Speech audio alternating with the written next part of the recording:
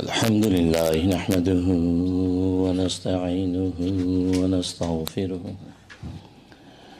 ونؤمن به ونتوكل عليه ونعوذ بالله من شرور أنفسنا ومن سيئات أعمالنا من يهده الله فلا مضل له ومن يضلله فلا هادي له ونشهد أن لا إله إلا الله وحده لا شريك له ولا نظير له ولا مثل له ولا مثال له ونشهد أن سيدنا وسندنا وشفيعنا وشفيع أمرنا وحبيبنا وحبيب ربنا ومولانا محمدا عبده ورسوله أرسله الله إلى كافة للناس بشيرا ونذيرا وداعيا إلى الله بإذنه وسراجا منيرا أما بعد فأعوذ بالله من الشيطان الرجيم بسم الله الرحمن الرحيم ولا تكونوا كالذين نسوا الله فأنساهم أنفسهم أولئك هم الفاسقون.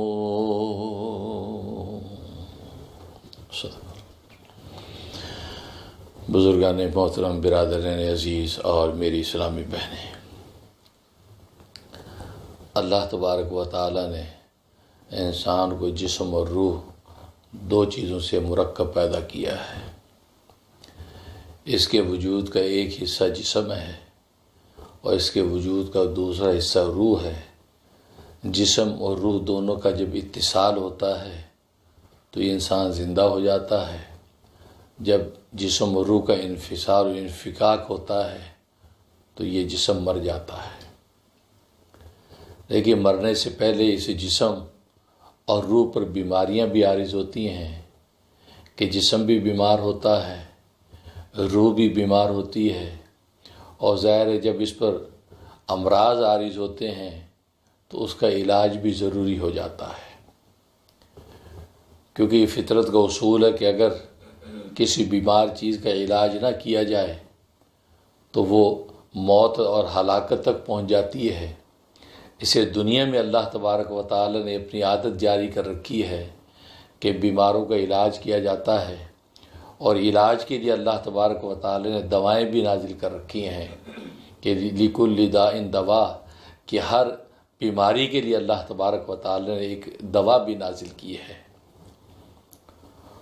تو جو گیا کہ جسم کو بچاتا وہ تو غذا ہے، تو غذا کے ذریعے سے انسان اپنے جسم کو بناتا ہے اور دوا کے ذریعے سے انسان اپنے جسم کو بچاتا ہے۔ تو گویا کہ علاج اور معالجہ جسم اور روح کا کیا جاتا ہے تاکہ اسے جسم کو اس بیماری سے محفوظ رکھ کے قائم رکھا جائے، یا روح پر اگر امراض طاری ہوئے ہیں تو اس روح کا بھی علاج کر کے اس کو بھی ہلاکت سے بچا لیا جائے، تو علاج کیا جاتا ہے۔ تو معلوم ہوا کہ جسم اور روح دونوں پر بیماریاں عارض ہوتی ہیں۔ جیسا کہ صحت ان پر قائم ہوتی ہے، ایسے ان پر بیماری اور امراض بھی عارض ہوتے ہیں، اور ان امراض کا علاج بھی کیا جاتا ہے۔ لیکن عجیب بات یہ ہے کہ دونوں کی بیماریاں تو الگ الگ قسم کی عارض ہوتی ہیں۔ جسم پر جسمانی امراض عارض ہوتے ہیں، روح پر روحانی امراض عارض ہوتے ہیں، لیکن ان دونوں کے علاج اور معالجے کا اصول اور قاعدہ کلیہ ایک ہی ہے۔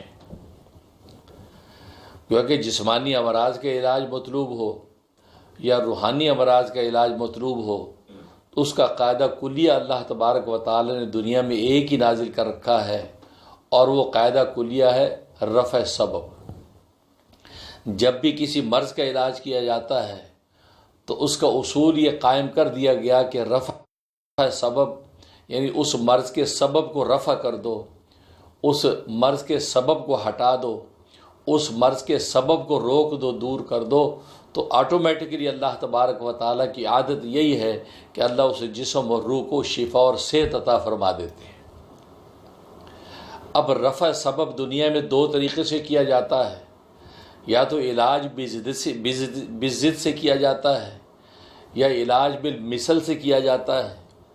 علاج بضد کا مطلب یہ ہے کہ جو مرض لاحق ہے، جس سبب کی وجہ سے اس انسان کو یہ مرض لاحق ہوا ہے، اس کی ضد یعنی اس کی اپوزٹ دوا سے جو انسان اس کا علاج کر لیتے ہیں۔ مثلا کسی شخص کو بخار ہے اور گرمی کا بخار ہے تو اس حرارت کے بخار کا علاج ٹھنڈے پانی سے کیا جاتا ہے۔ ٹھنڈے پانی کی پٹیاں لگائی جاتی ہیں، ٹھنڈے پانی کے اندر کھڑا کر کے اس کے پانی گزارا جاتا ہے، تو گویا کہ یہ علاج بھی ضد ہے۔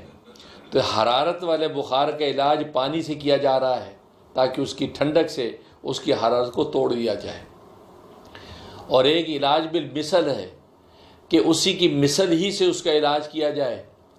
اگر حرارت کا بخار ہے تو حرارت کو مزید بڑی حرارت کے ساتھ توڑ دیا جائے تو اس کا علاج ہو جاتا ہے، وہ شفا یاب ہو جاتا ہے۔ تو گویا کہ اس کو علاج بالمثل کہتے ہیں کہ بخار حرارت ہی کا ہے اور حرارت ہی کو ایک مزید کسی درجے میں لا کر اس حرارت کو حرارت سے توڑ دیا جاتا ہے، اس کو علاج بالمثل کہتے ہیں۔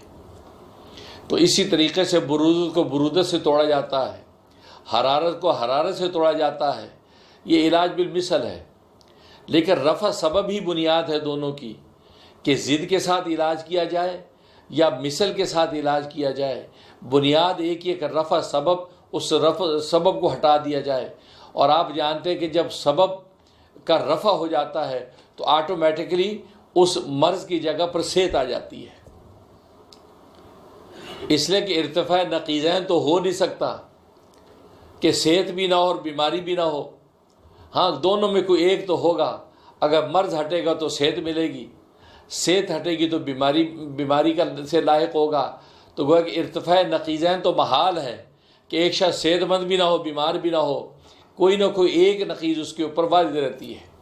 تو جب رفع سبب کے ذریعے سے اس کا جو مرض کا سبب ہٹا دیا گیا تو اللہ تبارک و تعالیٰ کی عادت یہی ہے اور سنت اللہ یہی ہے کہ اللہ تبارک و تعالیٰ اس مریض کو شفا عطا فرما دیتے ہیں۔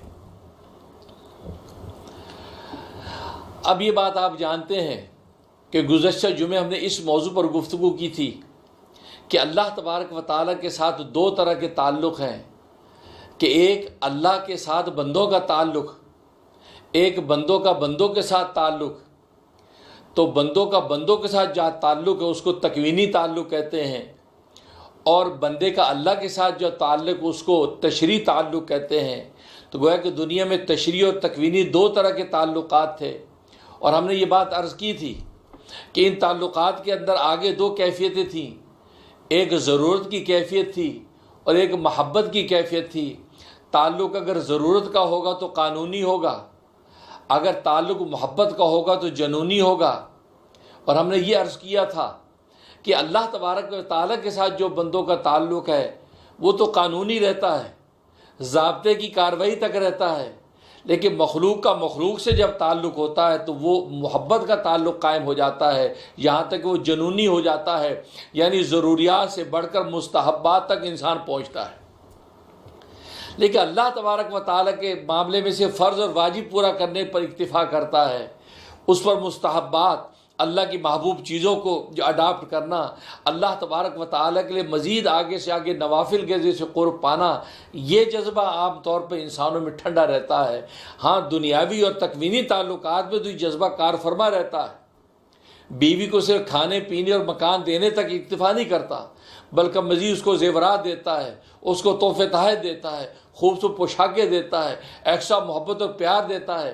حالانکہ قانونی تعلق میں تو اس کو کھانا دینا، اس کو پانی دینا، اس کو رہنے کے لیے مکان دینا، بس اس کے علاوہ مزید کسی چیز کی ضرورت نہیں تھی۔ حقوق زوج یہ پورے کر لینا، لیکن یہ اس بیوی کے ساتھ تعلق کے اندر تو مزید سے مزید کرنے کی کوشش کرتا ہے تاکہ میرا یہ محبوب خوش ہو جائے۔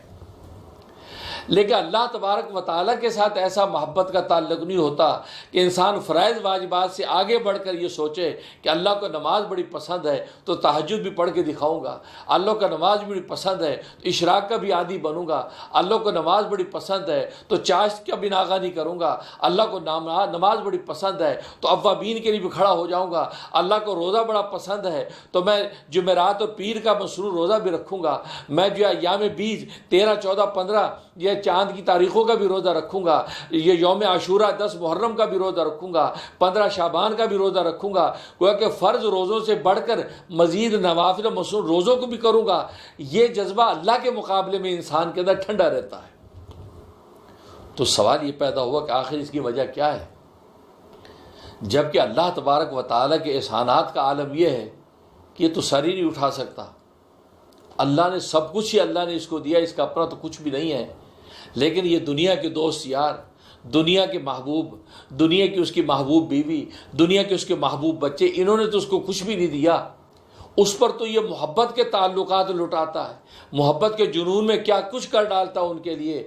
لیکن اللہ تبارک و تعالیٰ اتنا بڑا محسن جس نے سب کچھ اس کو دیا ہے، سر سے پاؤں تک اللہ کے احسانات ہی کے اندر ڈوبا ہوا ہے، اور دائیں بائیں کی ساری کائنات یہ اللہ کی تخلیق ہے جو اس کو نفع پہنچا رہی ہے، لیکن اللہ کے ساتھ اس کو محبت نہیں کی جاتی، اللہ کے ساتھ اس کو تعلق نہیں ہے، اللہ کے لیے مستحبات اور نوافل تک آگے بڑھتا کیوں نہیں ہے؟ آخر وہاں اس کا جذبہ سرد اور ٹھنڈا کیوں رہتا؟ یہ ہے سوال۔ جواب اس کا یہ ہے کہ اصل میں اس کے اندر ایک مرض ہے، ایک روحانی مرض اس کے اندر ہے، اس مرض کی وجہ سے یہ اللہ تبارک و تعالیٰ کے ساتھ محبت نہیں کر پاتا، یہ اللہ تبارک و تعالیٰ کو اپنا سچا حقیقی محبوب نہیں سمجھتا، یہ اللہ تبارک و تعالیٰ کی محبت کے اشارے و کنائے نہیں سمجھتا۔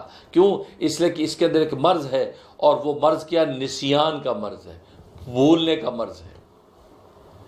نسیان کے مرض کی وجہ سے یہ اللہ تبارک و تعالیٰ کو بھی بھلا بیٹھا ہے۔ حالانکہ یہ نسیان اس لیے نہیں تھا کہ اللہ کو بھلائے، نسیان تو اس لیے تھا کہ اللہ کے غیر کو بھلائے، لیکن اس نسیان کو اللہ تبارک و تعالیٰ ہی پر تھوپ دیا، یعنی اللہ تبارک و تعالیٰ ہی کو بھلا ڈالا۔ اس لیے کہ انسان کا لفظ نسیان سے بھی ہے، انسان کو انسان کہتے اس لیے کہ اس کے اندر نسیان کا مرض ہے، اس پر نسیان طاری ہو جاتا ہے، وہ بعض عوارضات کی وجہ سے بھول جاتا ہے، نسیان کی وجہ سے اس کا نام انسان ہے۔ اگرچہ ایک اور بھی معنی کیا جاتا ہے کہ انسان انس سے ہے، اس کے اندر انس ہوتی ہے، یہ کسی سے مانوس ہو جاتا ہے یا کوئی اس سے مانوس ہو جاتا ہے، اور انس و الفت کے ساتھ زندگی گزارنا انسان کی نیچر ہے، یہ کسی سے محبت کرتا ہے یا کوئی اس سے محبت کرنے لگتا ہے تو انس کی وجہ سے اس کو انسان بولتے ہیں۔ لیکن ایک معنی اس کا یہ بھی ہے کہ انسان نسیان سے، اس کے اندر نسیان ہے، بھول ہے، جیسے خود بابا آدم صلاۃ والسلام جنتوں کے اندر ان پر نسیان طاری ہو گیا، اور نسیان طاری ہونے کی وجہ سے پھل کھا لیا، اور وہ اللہ تبارک و تعالیٰ کے اس حکم کی بظاہر حکم عدولی کر بیٹھے اور جنت میں پھل کھا لیا، جس کے نتیجے میں ان کو راندہ درگاہ کر کے زمین پر اتار دیا گیا۔ وہ الگ بات ہے کہ وہ جو نسیان تھا، وہ نسیان بھی اللہ ہی کی محبت میں ہوا تھا، وہ نسیان اللہ ہی کی محبت میں ہوا تھا۔ جب ابلیس کمبخت نے یہ قسمیں کھائی تھیں کہ آپ اگر یہ پھل کھا لیں تو ہمیشہ ہمیشہ اللہ کے قریب جنت میں رہیں گے۔ اب عاشق صادق کو یہ خبر ملے کہ آپ ہمیشہ محبوب کی باہوں میں رہیں گے، تو عاشق صادق تو کچھ بھی کر گزرتا ہے۔ تو آدم علیہ السلام کے سامنے جب اس میں یہ قسمیں کھائیں، اور انہوں نے سوچا کہ یہ قسم کھا رہے، اس کا مطلب ہے بھائی یہ تو ویسی اللہ کا بڑا جو ہے پسندیدہ ہے، اور مدرس الملائکہ ہے، فرشتوں کا سبق پڑھاتا ہے، یہ قسم کھا رہے تو اس کا مطلب کوئی خاص بات ہوگی، بھئی یہ جانتا ہوگا یہاں کے اسرار رموز، قسم کھا رہا ہے۔ قسم کھائی تو قسم پر اعتماد کر کے حضرت آدم علیہ السلام نے وہ پھل کھا لیا، لیکن وہ پھل اس لیے کھایا کہ جب یہ کہا کہ آپ ہمیشہ وصال محبوب میں رہیں گے، آپ محبوب کے وصل میں رہیں گے، فصل نہیں ہوگا، محبوب سے دور نہیں ہوں گے، تو آپ پر ایک خاص عشق کی مدہوشی طاری ہو گئی، اور اللہ کی محبت اور وصل کا ایسا تصور آپ کا چھا گیا کہ آپ وجد میں آ گئے، اس مدہوشی محبت میں آپ آگے بڑھے اور جا کے پھل کھا لیا۔ تو وہ مدہوشی، عشق کی مدہوشی آپ پر طاری ہوئی، اور اس وجہ سے یہ نسیان ہو گیا اور آپ نے پھل کھایا۔ اور اس کی گویا کہ گواہی خود قرآن نے بھی دے دی، فنسیا، اللہ نے خود کہا کہ آدم بھول گیا، اس پر ہماری عشق کی مدہوشی طاری ہو گئی، وَلَمْ نَجِدْ لَهُ عَزْمًا، ہم نے اس کے دل کے اندر کوئی ایسا عزم اور ارادہ نہیں پایا کہ ہمارے حکم کو توڑنے کے لیے دوڑا تھا۔ یہ حکم کو توڑنے کی نیت سے نہیں اس نے پھل کھایا تھا، یہ تو وصل محبوب کے عشق کی مدہوشی اس پر طاری ہوگی تو نسیان اس پر آ گیا، اس وجہ سے پھل کھا بیٹھا۔ تو چونکہ وہ خود اللہ ہی کو پانے کے لیے نسیان تھا، تو اس لیے اللہ نے اس نسیان کو معاف بھی کر دیا کہ کل کو جب توبہ کی تو اللہ تبارک و تعالی نے توبہ قبول کی، اور پھر ایسی قبول کی کہ اس تائب کو اللہ تبارک و تعالی نے ابو الانبیاء بنا دیا، یعنی سارے نبیوں کا باپ بنا دیا۔ لیکن اگر یہ نسیان اللہ کو پانے کے لیے نہ ہو، اللہ کو کھونے کے لیے ہو، یہ نسیان مذموم ہے۔ اس نسیان کی مذمت قرآن کریم میں اللہ تبارک و تعالی نے کر دی کہ اصل میں یہ نسیان تمہارے اوپر طاری ہے اس نسیان کی وجہ سے کہ تم اللہ کو بھول جاتے ہو، تم اللہ کو بھول جاتے ہو، جس کی وجہ سے تمہارے اندر وہ جذبہ پیدا نہیں ہوتا کہ تم ضروریات سے نکل کے مستحبات تک پہنچو۔ اس نے قرآن میں کہہ دیا سورۃ حشر میں وَلَا تَكُونُوا كَالَّذِينَ نَسُوا اللَّهَ، اے لوگو، اے مسلمانوں، تم ان لوگوں جیسے نہ ہو جاؤ کہ جنہوں نے اللہ کو بھلا دیا۔ یعنی ان کے نسیان کا عالم یہ کہ وہ نسیان اللہ ہی تک جا پہنچا، حالانکہ مقصد یہ تھا کہ اللہ کے غیر تم بھلا دو، اللہ کو کبھی نہ بھلاؤ۔ جب اللہ کو نہیں بھلاؤ گے تو اللہ کے غیر تمہارے قدموں میں رہے گا، وہ کہیں جانے کا نہیں۔ لیکن تم ظالموں نے اپنا سارا کا سارا تیقظ ان اللہ کے غیر پر انڈیل دیا اور اللہ تبارک و تعالیٰ کو طاق نسیان میں ڈال دیا، جیسے کفار و مشرکین نے ڈالا۔ اے مسلمانوں، وَلَا تَكُونُوا كَالَّذِينَ نَسُوا اللَّهَ، تم جو ہے وہ ان جیسے نہ ہو جاؤ کہ جنہوں نے اللہ کو بھلا دیا۔ جب انہوں نے اللہ کو بلایا تو پھر اللہ نے ان پر کیا وبال ڈالا، فَأَنسَاهُمْ أَنفُسَهُمْ، پھر اللہ نے ان کا اپنا آپ ہی ان سے بلا دیا۔ اللہ نے ان سے ان کا اپنا آپ ہی بلا دیا، اس لیے کہ وہ تو اللہ کو اس لیے بلا بیٹھے تھے، وہ چاہتے تھے کہ بھی ہم اپنے جسم و جان کے مزے دنیا کے اندر لوٹیں گے، ہم دنیا کائنات انسانی کے لطف لذت لوٹیں گے، ہم اس لیے اللہ کو بھلا کے اللہ کے غیر کو لوٹ رہے ہیں، کائنات کے ہم دیوانے بن گئے، رب کائنات کو ہم بھول گئے، ہم تو اس لیے دوڑے تھے۔ اللہ نے فرمایا نہیں، تمہیں کائنات کا بھی لطف تم سے کھینچ لوں گا۔ فَأَنسَاهُمْ أَنفُسَهُمْ، اللہ نے ان کا اپنا آپ ہی ان سے بھلا دیا۔ اپنا آپ بھلانے کا مطلب یہ کہ ان کو اپنے ذات ہی کا نفع نقصان ہی پتہ نہیں چلا کہ نفع کس میں ہے، نقصان کس میں ہے، جو مشقت کس میں ہے، راحت کس میں ہے۔ بس وہ ایسی علول جلول زندگی گزارنے لگے، کیڑے مکوڑوں کی طرح جو منہ میں آیا کھا لیا، جو سامنے آیا پی لیا، گویا کہ ان کی زندگی پھر کوئی زندگی نہیں۔ زندگی کو پاکیزگی، زندگی کی وہ لذت، زندگی کو جو راحت تھی، اللہ تبارک و تعالی وہ برکت ان سے کھینچ لی، لہذا وہ اپنے آپ بھلا کر ان کی زندگی ایسی ہوگی جیسے حیوانوں اور مویشیوں کی زندگی ہوتی ہے، بلکہ مویشیوں سے بھی بدتر ہو گئے، بل ہم اضل اولئک کالانعام۔ قرآن نے کہہ دیا یہ کفار و مشرکین ایسے ہیں جیسے یہ مویشی چوپائے، یہ چوپاؤں کی طرح ہیں، بل ہم اضل، بلکہ ان سے بھی بدتر ہیں۔ کیوں؟ انہوں نے اللہ کو بھلا دیا۔ ان مویشیوں نے اللہ کو تو نہیں بلایا۔ یہ گائے تو ہر وقت رکوع کے اندر ہے، بکری تو ہر وقت رکوع کے اندر ہے، سانپ بچھو تو ہر وقت سجدے کے اندر ہے، درخت ہر وقت قیام کے اندر ہے۔ تو گویا کہ مخلوقات کی حیت ہی بتاتی ہے یہ خدا کی عابد ہیں۔ گائے چلی جا رہی ہو، کھڑی ہو تو ایسے لگتا ہے رکوع میں ہے۔ اسے تو کہتے ہیں کہ نماز کو اللہ نے پوری کائنات میں تقسیم کیا ہے، لہٰذا یہ درخت جو سیدھے درخت کھڑے ہیں یہ قیام کے اندر کھڑے، اور یہ گائے اور بکری یہ جو جھکی کھڑی ہے یہ رکوع کے اندر کھڑی ہے۔ سانپ بچھو کیکڑے چلتے نظر آتے ہیں، یہ ہر وقت سجدے کے اندر پڑے ہیں۔ تو دیکھیے یہ پوری کائنات یہ سب سجدے کر رہے ہیں، اور یہ چاند سورج ستارے یہ گردش کر رہے ہیں، ایک مدار سے جاتے ہیں اپنے دوسرے مدار، اس سے اپنے مدار پہ چکر کاٹ رہے ہیں، گردش۔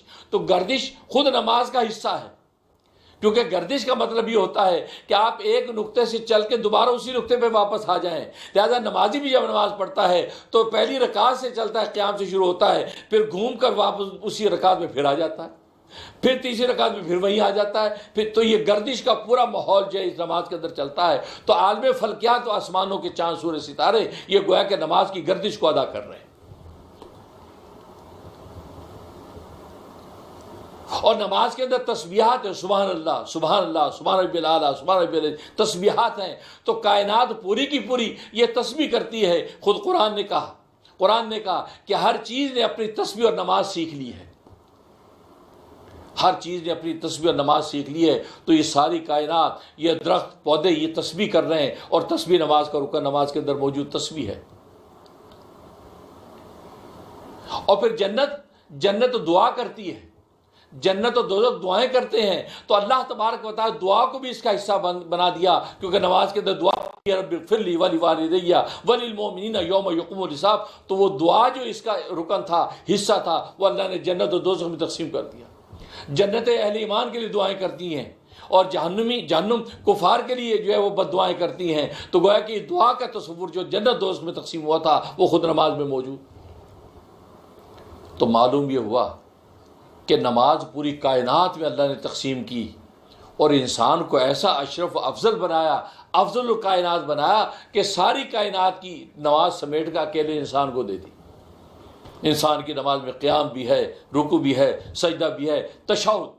اب تشہد میں بیٹھتے ہیں تو تشہد کا یہ رکن اللہ تبارک و تعالی نے پہاڑوں کے اندر تقسیم کر دیا۔ آپ پہاڑوں کے سلسلے دیکھیں، یوں تشہد میں نیچے کا حجم زیادہ ہوتا ہے، اوپر کا حجم کم ہوتا ہے، یوں تشہد میں ساری جماعت بیٹھی ہے۔ کوئی ہمالیہ کے سلسلوں کو آپ اٹھا کے دیکھیں، کیٹو کی پہاڑیاں آپ اٹھا کے دیکھیں، ایسے لگتا ہے کہ تشہد کے اندر بیٹھے قطار میں، سارے پہاڑی تشہد۔ تو تشہد اللہ نے پہاڑوں میں تقسیم کر دیا۔ تو کہنے کا مقصد یہ ہے کہ پوری نماز کائنات میں جو تقسیم تھی اکیلے انسان کو عطا کر دی، اور نماز تیقظ ہی کے لیے تھی، اللہ کو یاد کرنے ہی کے لیے تو نماز اللہ نے عطا کی تھی۔ تبھی قرآن کریم میں فرمایا وَأَقِمِ الصَّلَاةَ لِذِكْرِی، نماز قائم کرو میری یاد کے لیے، مجھے یاد کرنے کے لیے نماز کے اندر آ جایا کرو۔ جب تم نماز میں آ جاتے ہو تو گویا کہ تم مجھے یاد کرتے ہو، اور جب مجھے یاد کرو گے تو ظاہر ہے کہ جب اللہ کو کوئی یاد کرتا ہے تو اللہ اس کو یاد کرتا ہے۔ فَاذْكُرُونِی أَذْكُرْكُمْ، خود قرآن میں کہا فَاذْكُرُونِی أَذْكُرْكُمْ، تم مجھے یاد کرو میں تمہیں یاد کروں گا۔ ابو ہریرہ رضی اللہ تعالیٰ بیٹھے ہیں، فرمانے لگے کہ مجھے پتہ چل جاتا ہے جب اللہ مجھے یاد کرتا ہے، تو لوگ بڑے حیران ہوئے، اچھا ماشاءاللہ یہ تو آپ کی کرامت، آپ تو پہنچے ہوئے ہیں، یہ کیسے پتہ چل جاتا ہے کہ اللہ آپ کو یاد کر رہے ہیں؟ کہا کہ تمہیں بھی پتہ چل سکتا ہے؟ کہتے ہیں نہیں ہم گناہ گار، ہمیں کیسے پتہ چل سکتا ہے؟ کہا کہ قرآن میں اللہ نے کہا فَاذْكُرُونِی أَذْكُرْكُمْ، تمہیں یاد کرو تو میں تمہیں یاد کروں گا۔ تو بس تم یہاں اللہ کو یاد کرنا شروع کر دو، اور اللہ وعدے خلاف نہیں ہے، اسے وعدہ کر لیا تم مجھے یاد کرو میں تمہیں یاد کروں گا۔ جب تم یہاں یاد کر رہے ہو اللہ کو، اللہ اللہ اللہ کر رہے ہو، لا الہ الا اللہ کے ضربے لگا رہے ہو، سبحان اللہ کر رہے ہو، تو سمجھ لو کہ اللہ بھی مجھے یاد کر رہا ہے۔ اللہ اکبر، اللہ اکبر۔ کیا اللہ والوں کی حکمت ہے، کس انداز سے اللہ تبارک و تعالی کی ذات کو پہچانتے ہیں۔ تو کہنے کا مقصد یہ نسیان، یہ انسان اصل میں اللہ کو جب بھول جاتا ہے تو پھر اس کے اندر جو ہے وہ اللہ کے محبوب اقدام اور عمل کرنے کی ہمت نہیں رہتی۔ اس لیے وَلَا تَكُونُوا كَالَّذِينَ نَسُوا اللَّهَ، تم جو ایسے نہ ہو جاؤ ان لوگوں کی طرح جو اللہ کو بھول گئے ہیں، جو اللہ کو بھول گئے ہیں۔ جب وہ اللہ کو بھولے تو فَأَنْسَاهُمْ أَنفُسَهُمْ، اللہ نے ان کو اپنا آپ بھلا دیا، اللہ ان کا اپنا آپ بھلا دیا، پھر ان کی حالت یہ ہوئی کہ وہ کہیں کے نہیں رہے۔ اب ظاہر کہ نسیان ایک مرض ہے، جیسے ابھی میں نے عرض کیا کہ مرض کا علاج کس سے ہوتا ہے؟ رفع سبب وہاں سے دور کر دو تو مرض دور ہو جائے گا۔ کیونکہ نسیان کے مرض کی وجہ سے انسان کیا کرتا ہے، اللہ تبارک و تعالیٰ کے لیے کوئی جذبہ نہیں رکھتا، تو لہٰذا اس کا نسیان مٹا دو۔ تو نسیان کا اپوزٹ کیا؟ علاج بھی ضد۔ نسیان کا اپوزٹ ذکر ہے، یاد کرنا۔ اللہ کو یاد کرنا شروع کر دو، اللہ کے ذکر شروع کر دو، تو نسیان کا سبب ختم ہو جائے گا۔ کیوں؟ ارتفاع نقیضین یہ محال ہے کہ نسیان بھی نہ ہو اور اللہ کی یاد بھی نہ ہو، یہ نہیں ہو سکتا۔ جب بندے سے نسیان ہٹا دیا جائے گا اور تو آٹومیٹکلی اللہ تبارک و تعالیٰ کی یاد آ جائے گی، اللہ کا ذکر آ جائے گا۔ جب اللہ کا ذکر آ جائے گا تو پھر وہ جو کیفیت ہے کہ اللہ کے لیے قربانی دینے کا جذبہ نہیں ہے، اللہ کے لیے نفل پڑھنے کا جذبہ نہیں ہے، اللہ کے مستحبات کرنے کا جذبہ نہیں ہے، اللہ کے لیے نفل روزے رکھنے کا جذبہ نہیں ہے، تو وہ جذبہ اللہ تبارک و تعالیٰ پھر سے پیدا کر دیں گے، کیونکہ ابھی اپنے اللہ کو یاد رکھ رہا ہے۔ جب اللہ کو یاد کرے گا تو اللہ تبارک و تعالیٰ اپنی یاد کے اندر اس کو اور ترقی عطا فرما دیں گے۔ تو یہ اس کا حل ہے، ذکر، اللہ کی یاد۔ تو نسیان کے علاج اللہ کی یاد سے رفع سبب۔ تو یہی قرآن نے کہا وَلَا تَكُونُوا كَالَّذِينَ نَسُوا اللَّهَ، اور پھر یہاں پہ کالذین کہا۔ مفسرین یہاں نقطہ یہ لکھتے ہیں، یہ نہیں کہا کہ تم نہ ہو جاؤ ان لوگوں کی طرح جنہوں نے اللہ کو بھلا دیا، یہ ولا تکونوا کالذین، کالذین کا مطلب ہے یہ تشبیہ دی ہے، ان کی مثل نہ ہو جو جنہوں نے اللہ کو بھلا دیا، ان کی طرح نہ ہو جاؤ۔ اس کا مطلب یہ کہ مومن حقیقت میں اللہ کو کبھی بھلا سکتا نہیں ہے، کیونکہ ایمان کا نور تو اندر موجود ہے، بھلے ظاہری احوال کی وجہ سے ایسے لگے کہ اللہ کو بھلا گیا، عملی زندگی اس کی ایسی نظر آتی ہے، لیکن حقیقت کے اندر وہ اللہ تبارک و تعالیٰ کو بھلاتا نہیں ہے۔ اس لیے یہاں پر یہ فرمایا کالذین، کاف تشبیہ کا لگا دیا، یہ نہیں کہا کہ تم بلانے والے بن جاؤ گے، نہیں، بلکہ یہ کہا کہ بلانے والوں کی طرح بن جاؤ گے، حالانکہ حقیقت میں تم بلانے والے نہیں ہوگے، کیونکہ مومن کبھی بھلاتا نہیں ہے، مومن کبھی ناپاک نہیں ہوتا، پاک ہی ہوتا ہے۔ ظاہری فقی اور اصطلاحی شریعت کے اندر اس کو ناپاک کہا جاتا ہے، جیسے حدیث میں آتا ہے نبی کریم صلی اللہ علیہ وسلم تشریف لا رہے تھے، حضرت ابو ہریرہ رضی اللہ تعالیٰ عنہ سامنے سے آ رہے تھے، دیکھا تو دیکھ کے جلدی سے راستہ بدل لیا، دوسری سائڈ سے چلے۔ حضور صلی اللہ علیہ وسلم نے دیکھا ہے ابو ہریرہ یہ سامنے سے آ کے چھپ کیوں گئے، ادھر دوسری طرف کیوں چلے؟ کیا بولا اس کو ابو ہریرہ، بھائی کیا بات، تم ہمارے سامنے آتے آتے بجائے کے قریب آ کے مسافہ کرو جیسے ہوتا ہے، تو بجائے کہ آپ ادھر دوسرا راستہ بدل لیے، خیریت؟ اب انہیں سر کی یا رسول اللہ اصل میں میں جنبی تھا، غسل کی حاجت میں جنبی تھا، تو مجھے نہیں اچھا لگا، میں ناپاک ہوں اور میں آپ سے مسافہ کروں، اس لیے میں ادھر پاک ہونے کے لیے نکل گیا۔ دیکھو صحابہ کا ادب، اس ادب کی وجہ سے صحابہ کہاں پہنچے ہیں، رضی اللہ عنہ ورضوان، اللہ ان سے راضی ہو گیا، وہ اللہ سے راضی ہو گیا۔ اسلام کا زمانے میں سکہ بٹھا دیا، اپنی مثال آپ ہیں یاران مصطفیٰ۔ تو نبی کریم صلی اللہ علیہ وسلم فرمایا ابو ہریرہ مومن کبھی ناپاک نہیں ہوتا، مومن کبھی ناپاک نہیں ہوتا، مومن پاک ہی رہتا ہے۔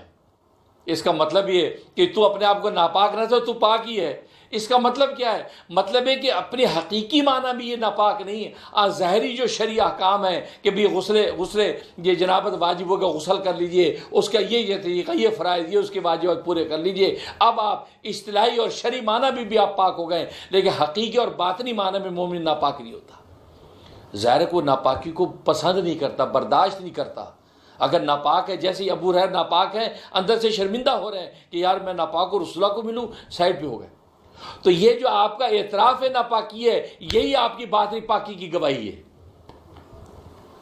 باطنی کی پاکی کی گواہی ہے کہ آپ اپنے آپ کو ناپاک سمجھ کر شرمندہ ہو رہے ہیں۔ اللہ کو شرمندگی وجہ سے اللہ نے حقیقت میں آپ کو پاک ہی رکھا ہے، اس لیے فرمایا ابو ہریرہ مومن کبھی ناپاک نہیں ہوتا۔ تو خیر کہنے کا مقصد یہ، تو بالکل اسی طرح مومن کبھی اللہ کو بھلاتا نہیں ہے، بھلا نہیں سکتا، لیکن یہ ہے کہ جنہوں نے بھلا دیا کفار و مشرکین نے، ان کی طرح اس کے ایٹیٹیوڈ ہو جاتے ہیں، ان کی طرح یہ کھانے پینے میں خدا سے غافل، کھانے پینے میں ہر چیز یاد رکھتا ہے، اجی مرچ مسالہ اس کا پورا نہیں ہے، ارے اس کے اندر یہ ذائقہ نہیں ہے، ارے اس میں یہ مسالہ نہیں ہے، ارے اس کے اندر یہ فلاں مرچ کم ہے، یہ ساری باتیں یاد رکھتا ہے، لیکن جس نے یہ کھانا عطا کیا اس کے حکم کو یاد نہیں رکھتا کہ یہ کھانا تیرے لیے حلال بھی ہے کہ نہیں، یہ یاد نہیں۔ پہننے اوڑھنے میں سب چیزیں یاد رکھے گا، پہناوے میں یہ ہو، لیکن یہ یاد نہیں رکھتا کہ اس پہ جس نے یہ پہناوا دیا ہے کہ اس نے جو حکم دیا ہے اس کے بارے میں، وہ تمہیں حکم یاد بھی ہے کہ یہ پہننا تیرے لیے جائز نہیں ہے، یہ عورت تیرے لیے حلال نہیں ہے۔ اس عورت کو پسند کرنے دیکھنے میں ایک ہی چیز تو یاد رکھے گا، ایسی ہو، یوں ہو، سب چیزیں پوری پروٹوکول اس کے سامنے ہے، لیکن یہ اس کے ذہن میں کہ یہ عورت میرے لیے حلال بھی ہے کہ نہیں، یہ نہیں دیکھتا۔ اس کا مطلب یہ ہوا کہ ہر موقع پہ یہ اپنی ہر چیز یاد رکھتا ہے، لیکن جس نے یہ نعمت عطا کی اس کو بھول جاتا ہے۔ اسی اللہ نے کہا کہ ان لوگوں کی طرح نہ ہو جو جنہوں نے اللہ کو بھلا دیا ہے، پھر ہوا یہ کہ اللہ نے پھر ان کا اپنا آپ ان سے بھلا دیا، اولئک هم الفاسقون، اور یہی وہ فاسق لوگ ہیں۔ گویا کہ گناہ کی بنیاد ہی وہ فسق اس لیے بنتا ہے کہ انسان اللہ کو بھلا دیتا ہے، تو گویا کہ یہ جو جذبہ انسان کے اندر پیدا نہیں ہوتا کہ انسان جو ہے وہ اللہ تبارک و تعالیٰ کو پالے، اللہ کے لیے کوئی جذبہ رکھے، تو فرمایا کہ اس لیے پیدا نہیں ہوتا کہ اسے اللہ کو بھلا دیا ہے۔ تو معلوم ہے کہ اللہ کو بھلانا چھوڑ دے، اللہ کو یاد رکھنا شروع کر دیں، اور جب اللہ کو یاد رکھنا شروع کر دیں گے تو پھر سب کچھ آسان ہو جاتا ہے، لیکن اللہ کو اگر بلایا اور آج ہم دیکھتے ہیں کہ اپنی تقریبات میں، اپنے اجتماعات میں، اپنے خاندانوں میں ایک ایک چیز میں ہم ہر چیز کو یاد رکھیں گے، ہر رشتے کو یاد رکھیں گے. اگر یاد نہیں رکھتے تو اللہ کو یاد نہیں رکھتے. لہذا حق تو یہ کہ سب سے پہلے اللہ کو یاد کریں. اللہ تبارک و تعالیٰ کے حق کو دیکھیں. اللہ تبارک و تعالیٰ کیا چاہتے ہیں، اس کھانے میں کیا چاہتے ہیں، اس پینے میں کیا چاہتے ہیں، اس پہننے اوڑھنے میں کیا چاہتے ہیں، اس رہنے سہنے میں کیا چاہتے ہیں، اس میاں بیوی کے تعلق کے اندر کیا چاہتے ہیں. تو گویا کہ سب سے پہلے اس چیز کو فوکس اب کریں گے، اس کے بعد پھر باقی رشتوں کو دیکھیں گے تو اللہ تبارک و تعالیٰ دنیا کے اندر اس کو جنت کا مزہ عطا فرما دیں. اس لیے اس حقیقت کو واضح کر دیا کہ انسان ضروریات سے مستحبات تک جو پہنچتا ہے یہ اسی وقت پہنچتا ہے جب اس کا اللہ سے تعلق محبت کا جنون ہی پیدا ہوتا ہے. اور واقع جن لوگوں نے اللہ تبارک و تعالی سے ایسی محبت کی ہے تو پھر انہوں نے اللہ کو بھلایا نہیں ہے. اور جیسے ہمارے نبی نے خود اس امت کو بھلایا نہیں ہے، اس امت کے لیے جگہ جگہ تڑپتے رہے ہیں، جگہ جگہ اس امت کے لیے مانگتے رہے ہیں، لیکن آج ہم اس نبی کو ہر جگہ بھلا دیتے ہیں. طائف کے جنگلوں کے اندر اور طائف کے پہاڑیوں کے اندر جا کر بھی دعوت حق دی اور وہاں کے لوگوں نے آپ پر پتھر برسائے، آپ نے اس وقت بھی امت کو بلایا نہیں. آپ کی پنڈلیاں لو لہان ہو گئی ہیں. پہاڑوں کا فرشتہ آ گیا، کہا کہ آپ بتائیے میں ان دونوں پہاڑیوں کا آپس میں ملا دوں، پورا ملک طائف مسل کے رکھ دوں؟ فرمایا کہ نہیں، فَإِنَّهُمْ قَوْمٌ لَا يَعْلَمُونَ، یہ میری قوم مجھے اصل میں پہچانتی اور جانتی نہیں ہے، تبھی میرے ساتھ ایسا کر رہی ہے. اگر یہ مجھے جانتے پہچانتے تو میرے ساتھ ایسا نہ کرتے، کیونکہ میں نبی آخر زماں ہوں. یہ میرا یہ مقام، میری یہ دعوت حق، یہ اگر یہ میری شان پہچانتے تو میرے سے ایسا نہ کرتے. کوئی بات نہیں. فرمایا کہ ہو سکتا ہے کہ اللہ تبارک و تعالی ان کو، ان کی نسلوں کو ہدایت دیتے، ہدایت کی دعا. اور واقعی آپ کی دعا کہاں لگی؟ جن بچوں نے پتھر مارے تھے ان کے صلبوں کے اندر جو اولادیں تھیں، اللہ تبارک و تعالی نے آپ کا پیغام ان تک پہنچا دیا. کہتے ہیں کہ پتھر مارنے والے بچوں کی اولادوں کو اللہ تبارک و تعالی اسلام کی دولت عطا فرما دی، اور اس میں بڑے بڑے مفسرین محدثین پیدا ہوئے. تو کہنے کا مقصد ہے کہ نبی نے وہاں بھی ہمیں نہیں بلایا. اور ہماری حالت یہ ہے، ہم اپنے ہر ایٹیٹیوڈ میں، ہر عمل میں نبی کو بھلا دیتے ہیں. ایک اللہ والے غالب بائی بستامی رحمۃ اللہ علیہ مسجد سے نکلے اور اس کے بعد اپنے گھر میں گئے. گھر جا کے اپنی بیوی سے کہا، بیوی پانی پلانا. تو بیوی نے کہا میں ذرا کام میں مصروف ہوں، آپ خود اٹھ کے پی لیجئے. اب یہ سوچ میں پڑ گئے، یار 30 سال شادی کو ہو گئے ہیں، اس رشتے کو 30 سال ہو گئے، کبھی اس عورت نے یوں پلٹ کے مجھے جواب نہیں دیا، اور ہمیشہ جب کہا تو فوراً اس سے حکم کی تابع داری کی، اور آج مجھے کہہ رہی ہے میں ذرا کام میں آپ خود اٹھ کے پانی پی لے. سوچنے لگے یہ میرے محتاط ہے، یہ میرے حکم عدولی کر رہی ہے، تو کہ میں جس کا محتاط ہوں، میں نے کہ اس کے کسی حکم کو تو نہیں توڑا. اب اللہ رسول کی طرف نگاہ چلی گئی کہ اللہ رسول کا کوئی حق تو میں نے نہیں طلب کیا. سوچ رہے. اس کے بعد اٹھ کے آئے، گھر سے نکلے، مسجد چلے گئے، رومال سر پہ رکھا، رو رہے. اب خدام بیٹھے حیران کہ حضرت صاحب گھر سے آگے رو رہے، سر خدا رو رہے. جب افاقہ ہوا تو خدام نے پوچھا حضرت خیریت ہے، آپ گھر میں سب ٹھیک ہے؟ کہتے سب ٹھیک ہے، لیکن آپ رو کیوں رہے ہیں؟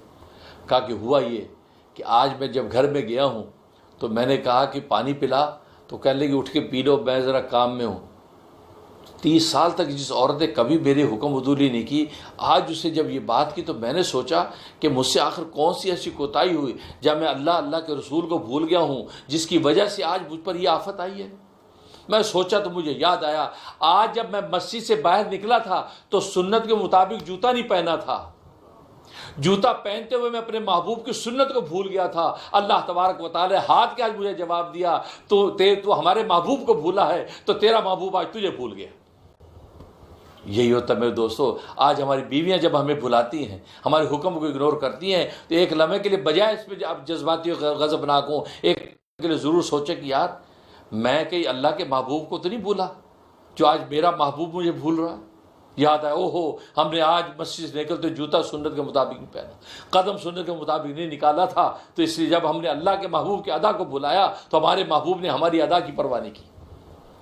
بس یہ ہے، اس کو کہتے ہیں اللہ کو یاد رکھنا. قدم قدم پہ کھانے میں، پینے میں، پہننے میں، اوڑھنے، اللہ کے اس محبوب کی اداؤں کو یاد رکھو، کیونکہ اللہ نے وہ ادائیں اپنے محبوب کے اوپر طاری کر کے ہمیں نمونہ زندگی عطا کیا ہے. اللہ خود تو براہ راست آ کے نہیں بتا سکتا کہ اس طرح تمہیں کھانا ہے، اس طرح تمہیں پینا ہے۔ اللہ نے اپنا محبوب ایک سراپا اسوہ حسنہ دنیا میں ہمارے سامنے چھوڑ دیا، اس کو دیکھتے جاؤ، اپنی زندگی خطوط طے کرتے جاؤ۔ یہ کھاتا کیسے ہے، پیتا کیسے ہے، سوتا کیسے ہے، جاگتا کیسے ہے، بات کیسے کرتا ہے، گفتار رفتار کیا ہے، کردار و اخلاق کیا ہے، نشیس و برخاست کیا ہے، اس نبی کو دیکھتے جاؤ، اس کی سنت پہ عمل کرتے جاؤ، بس تم اس کو خوش کرو گے تو میں تم سے خوش ہو جاؤں گا۔ قل ان کنتم تحبون اللہ، اے پیغمبر ان سے کہہ دو اگر تمہیں اللہ سے محبت ہے تو فاتبعونی، تو میری سنتوں کی اتباع کرو۔ جب میری سنتوں کی اتباع کرو گے، میری سنتیں اپنی زندگی کے اندر لاؤ گے، یعنی اللہ کے محبوب کو یاد رکھو گے قدم قدم پر، تو یحببکم اللہ، اللہ کہتے ہیں اللہ تم سے محبت کرنے لگے۔ تم اللہ کے محبوب کی محبوب سنت پہ عمل کرو گے، اللہ تمہیں اپنا محبوب بنا لے گا، اور نہ صرف محبوب بنا لے گا، یغفر لکم ذنوبکم، تمہارے سارے گناہوں کو بھی معاف کر دے۔ اب یہ سنت پہ عمل کتنی بڑی چیز ہے۔ اس سے تو مسجد کے بارے میں حکم ہے، مسجد سے جب نکلنے لگو تو الٹا پاؤں باہر نکالو پہلے، پھر سیدھا پاؤں نکالو، اور مسجد کے اندر انٹر ہو تو سیدھا پاؤں پہلے اندر داخل کرو، پھر الٹا پاؤں داخل کرو، اور داخل ہوتے وقت دعا پڑھو اللہ مفتح لی ابواب رحمتی کا، اے اللہ اپنی رحمت کے دروازے کھول دے، اور یہ پڑھ کے سیدھا پاؤں اندر داخل کرو مسجد میں۔ اور جب نکلنے لگو تو الٹا پاؤں پہلے باہر نکالو، اور یہ دعا پڑھو اللہ مفتح لی ابواب فضلی کا، اے اللہ اپنے فضل کے رزق کے دروازے کھول دے۔ تو گویا کہ یہ طریقہ۔ اور اگر جوتا سامنے پڑا ہے تو پھر جب نکلنے لگو تو آپ اپنا الٹا پاؤں اپنے الٹے جوتے کو اوپر رکھو اور سیدھا جوتا پہلے پہنو، کیونکہ جوتا پہننے میں سنت ہے کہ پہلے سیدھا جوتا پہلے پہنا جاتا ہے اور الٹا جوتا بعد میں پہنا جاتا ہے، اور مسجد سے نکلنے میں الٹا پاؤں پہلے نکالا جاتا ہے۔ تو یہ دونوں سنتیں کیسے آپس میں سیٹ ہوں گی؟ تو حضرت عالم ربانی حضرت مولانا رشید گوئی رحمۃ اللہ نے زبردست تطبیق بتا دی کہ اس کا طریقہ یہ کہ جب تم نکلو تو اپنا الٹا پاؤں الٹے جوتے کو اوپر رکھ لو، پہنو نہیں، اپنا سیدھا جوتا پہلے پہن لو سنت کے مطابق، پھر الٹا جوتا پہنو، تو نکلنے کی سنت بھی پوری ہو گئی اور جوتا پہننے کی سنت پوری ہو گئی۔ فرمایا یہ تو دیکھو وہ اللہ والے فرما رہے ہیں کہ میں سنت کے مطابق جوتا نہیں پہنا، میں نے اللہ کے محبوب کے ادا کو بلایا تو ہمارے گھر کا محبوب ہم سے روٹ گیا۔ آج یہی ہوتا ہے میرے دوستو، آج دنیا کے اندر جب ہمارے غیر موافق حوال پیدا ہوتے ہیں تو حقیقت یہ ہوتی ہے کہ ہم اصل میں خود اللہ اور اللہ کے حبیب کو بھلاتے ہیں، اس کی وجہ سے اللہ وہ احوال ہمیں دکھاتے ہیں۔ اللہ سے دعا ہے کہ اللہ تبارک و تعالیٰ ہماری یہ نسیان، یعنی اللہ کو بھلا دینے کا جو مرض ہے اس کو رفع فرما دے۔ جب نسیان رفع ہوا اور نسیان کی جگہ تذکر آ گیا، ذکر اللہ کی یاد آ گئی، اور قدم قدم پہ اللہ جب یاد ہمیں رہا تو نتیجہ کیا ہوگا؟ جب اللہ ہمیں یاد رہا تو اللہ خود ہمیں یاد کرے گا، اور جس کو خود محبوب یاد کر رہا ہو اس عاشق کی محبت کا عالم کیا ہوگا۔ اللہ تبارک و تعالیٰ عمل کرنے کی توفیق نصیب فرمائے۔ وآخر دعوانا الحمدللہ رب العالمین۔